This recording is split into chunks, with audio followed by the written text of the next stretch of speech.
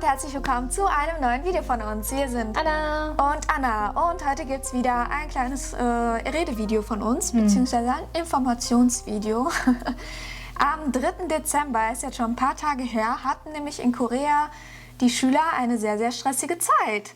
Eine sehr stressige Zeit, denn dort wurden über 500.000, glaube ich, Schüler jetzt getestet. Also die haben diesen letzten Test abgelegt, der quasi über deren gesamte Zukunft bestimmt. Und zwar ist das der Test, der darüber entscheidet, auf welche Universität die Kinder später... Und ob du überhaupt zu einer Universität Genau, gehst. da ist es ja sehr streng mit den Noten und so. Man muss halt sehr, sehr gute Noten haben. Und da ist ja ein bisschen auch das System anders. Da geht es eigentlich nicht wirklich darum, was du studierst, sondern an welcher Universität du studierst. Da gibt es so ein richtiges Ranking, welche Universität halt die beste ist. Und dann ist das halt erster Platz, zweiter, dritter und so weiter. Und alle versuchen natürlich nur, an die besten Universitäten zu kommen. Und was du dort letztlich studierst, ist eigentlich am Ende egal. Weil wenn du dich dann bewirbst, irgendwo später in der Firma, und du hast dort eine gute Universität stehen, dann ist das dein Ticket in die Berufswelt. Ist traurig, aber so. Traurig, aber wahr. Genau. Wie heißt dieser Test? Der heißt? Der CSAT, College Scholastic Ability Test. Genau. Und dieses Jahr gab es ja da so ein paar Problemchen wegen Corona, weil halt so viele Schüler jedes Jahr diesen Test eben abgeben oder ablegen müssen. Und jetzt aufgrund der Pandemie muss man ja verschiedene Vorkehrungen da treffen einfach, damit das Ganze sicherer ist. Und da wurde dann halt immer Fieber gemessen mit diesen Infrarotkameras. Ja, wir haben ein kleines Video darüber angeschaut und es war krass, weil jede Person, die reinkam, wurde so gemessen. Aber es ist nicht so messen mit einem Pistolet wie das. Infrarot. Ja, aber ich meine, ich habe es so immer gesehen, dass die so wie ein Pistolett nehmen und jeder so messen. Aber hier war es mehr so, wie allgemein alle auf einmal getestet werden, die reinkommen. In Korea machen die das fast immer mit diesen Infrarotkameras. Ja, das kenne ich überhaupt nicht. Auch in den Restaurants und so oder am Flughafen. Du läufst halt da rum und wenn deine Temperatur erhöht ist, zeigen die das halt, dass du, also das ist ja so mit Farben da, ne? Dass du halt mehr rot bist. Ja. Und dann wirst du halt nicht zugelassen. Ja. Dann hatten die da natürlich alle Maskenpflicht. Und was ich richtig krass fand, ich blende euch das hier gleich ein, die Kinder, die dann in Quarantäne waren oder im Krankenhaus waren, weil da Verdacht auf Corona besteht und so weiter, die haben dann in den Krankenhäusern einen extra Raum bekommen. Da ist eine extra Aufsichtsperson gekommen, die komplett von oben bis unten wie so ein wie so ein Astronaut in so einem Anzug war. Ja, ja. Von oben bis unten und auch mit Maske und Handschuhen. Und dann haben die da die Prüfungen bekommen. Da zeigen die sogar am Anfang, dass der seinen Personalausweis zeigt, damit der jetzt sagen kann, ob der das ist oder nicht. Ich finde es super krass, weil du liegst im Krankenhaus und du musst trotzdem diesen Test machen. Es ist unglaublich. Ja. Und ich frage mich jetzt, ob es gibt die Möglichkeit, diesen Test zu wiederholen, wenn du den nicht so gut hast. Das weiß ich gar nicht. Würde ich mich also doch, du meinst den nochmal zu schreiben dann? Ja, wenn du eine schlechte Note du musst dann das Jahr wiederholen, einfach komplett und dann schreibst du den nochmal. Darf man das? Okay. Soweit ich weiß, ja. Also so habe ich das gehört zumindest. Weil hier an der Universität, ne, aber nicht in der Schule, darf man nicht ein zweites Mal jetzt den Test schreiben und seine Note zu verbessern. Deswegen habe ich mich auch gefragt, ob für die Schule in Korea gilt das auch.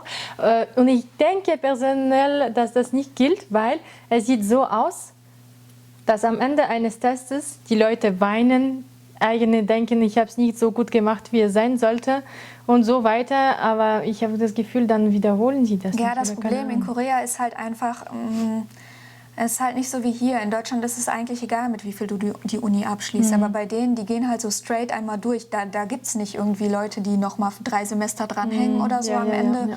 Und ich hatte halt oftmals, ich weiß nicht, wie das bei dir ist, ich hatte schon oft die Diskussion, weil ich ja so ein Korea-Fan bin, ich möchte halt gerne irgendwann mal für einige Zeit am liebsten dort mal leben, einfach um zu gucken, wie das ist. Und alle meine Freunde waren so, du willst deinen Kindern diesen Stress antun, wenn du da Kinder kriegst und so. Und die gehen da in die Schule.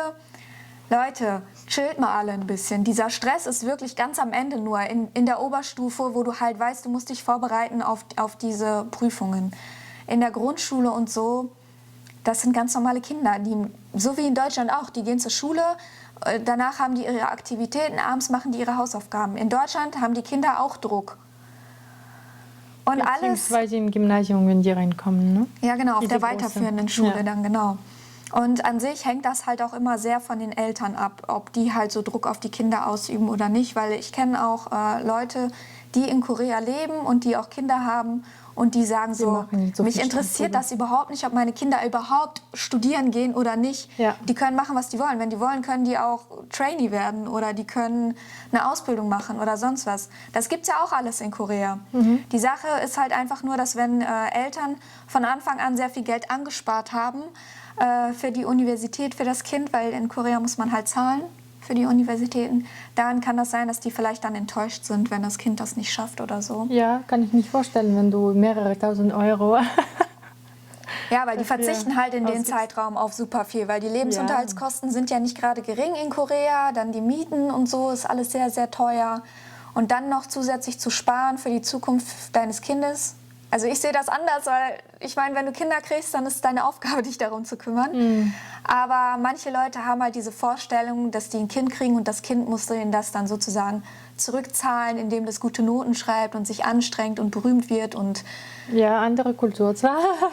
Ich hatte auch diese Vorstellung früher, weil bei Russa ist es auch so, dass man vom Kind halt gesagt wird, nee, du musst studieren, du musst wirklich einen guten Job haben und so weiter und das beste Studium ever. Aber je älter man wird, desto mehr versteht man einfach, dass das ist nicht das Wichtigste im Leben und du tust einfach das, was du liebst und das ist das Wichtigste. ich habe immer noch keinen Uni-Abschluss, falls jemanden interessiert. Und ich lebe trotzdem ein normales Leben. Also ja, aber das ist halt immer der Druck, über den so geredet wird, weil die Suizidrate ist halt in dieser Zeit des Jahres sehr, sehr hoch. Weil halt die Jugendlichen, die halt da nicht bestehen, denken wirklich, dass ihr Leben komplett vorbei ist, wenn der Test nicht so ausgefallen ist, wie die sich das vorstellen. Ja, also Society-Druck muss man sagen auch, ne? Es ist sehr wichtig, was die anderen über sich denken in Korea. Auch einfach dieser Konkurrenzkampf ist halt sehr enorm, ne? Weil die haben ja, das haben wir glaube ich schon mal erzählt in dem Video, bei jeder Arbeit oder Klausur, die man schreibt, kommt am Ende so eine Rangliste raus, Ja, die öffentlich ausgehangen wird. Also da wird dann der Beste ist dann Platz 1 und ja, das geht dann runter bis zum letzten Stellst du Platz. dich vor für den Schlechtesten? Ich hatte einmal an der Universität, als ich Sozialwissenschaft studiert habe, ich habe damals eine Klausur geschrieben und ich habe in der Liste gesehen, weil es stand auch so, von der Beste zu der Schlechteste. Aber mit Matrikelnummer. Aber mit Matrikelnummer. Die kennt keiner. Und mein Gott, von 200 Leuten, ich war die Letzte. Ich hatte die schlimmste Note und ich denke, mein Gott, wenn dein Name dazu noch geschrieben Boah, wird, das wär schlimm. wie fühlst du dich? Es gibt Datenschutz in Deutschland, das darf man nicht mehr machen. Da war ich wirklich zufrieden, dass Ja. der Datenschutz war. Ja, ich finde es auch total heftig. Von klein auf fängt halt dieser Konkurrenzkampf an. Und da würde ich sagen, ist es in Deutschland ein bisschen anders.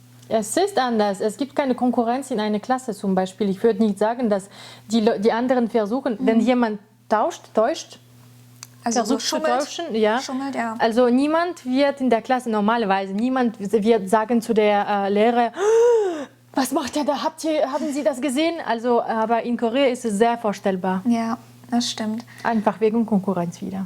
Genau, aber die kriegen das halt, wie gesagt, die kriegen das so anerzogen. Das ist jetzt gar nichts gegen Koreaner oder so. Das ist halt Aber einfach, die Mentalität unterscheidet sich da halt sehr. Man kann es verstehen, ehrlich, wenn man so einen Druck hat in der Schule, am Ende der Schule, wo man wirklich eine Rangliste hat, dann könnte ich mich das wirklich vorstellen. Ja, ihr müsst euch vorstellen, dass das ja nicht mal alles ist. Du kannst die besten Noten haben, dann kannst du auf die beste Universität gehen in Korea. Dann kannst du die besten Noten haben und den besten Abschluss von der Universität und dich dann bewerben, aber wenn du nicht gut genug aussiehst, kriegst du die Stelle nicht. Ja. Versteht ihr? Du bist sogar schon der Beste, aber dein Aussehen genügt nicht und dann hast du schon wieder sozusagen, ich würde jetzt fast ein schlechtes Wort sagen, aber dann hast du es schon wieder nicht erreicht und dann gehen die Leute halt Schönheits-OPs machen. Das ist halt so ein weiterer Grund, ne? Das hängt alles sehr Zieht zusammen. einander. Ja. Weil das sind halt immer diese negativen Sachen, die man so hört in Europa über Korea. Die sind alle operiert und da ist so ein Druck und da ist so Suizidrate und die arbeiten alle 24 Stunden. Aber ihr müsst diese Zusammenhänge verstehen, bevor ihr so eine Kritik äußert an einem Land, in dem man selbst nicht lebt und nie gelebt hat. Das ist immer das, was mich sehr stört. Wenn du da schon seit 5 Jahren lebst oder so und du sagst sowas, dann sage ich, okay, du weißt es vielleicht sogar besser als ich. Aber ich höre das halt immer wieder so von außenstehenden Leuten. Aber gibt es immer in jedem Land. Es gibt überall positive Seiten, negative Seiten und glaub mir, Deutschland hat auch einige negative Seiten. Deshalb hört auf, immer so krass zu kritisieren. Ja, wir wollen einfach nur sagen, achtet auf eure psychische Gesundheit, drückt keinen Druck aus. Nochmal, drückt keinen Druck aus auf eure Kinder oder auf irgendwelche anderen Personen. Macht einfach das, was euch Spaß macht. Und ja, man kann mit allem Geld verdienen im Endeffekt, ne? Ja, sagt mal in die Kommentare, ob ihr eigentlich auch findet, dass die Universität so wichtig ist oder ob ihr an eurem Kindern auch sagen würdet, ob dass die Universität so wichtig ist oder nicht. Genau. Ja. Das ist unsere Message an euch gewesen am Ende. Falls euch das Video gefallen hat, gebt uns dafür ein Like. Abonniert bitte unseren Kanal, denn das motiviert uns wirklich weiterzumachen. Folgt uns auf Instagram und wir sehen uns dann im nächsten Video. Wir sehen uns. Danke fürs Anschauen. Danke, tschüss. Tschüssi.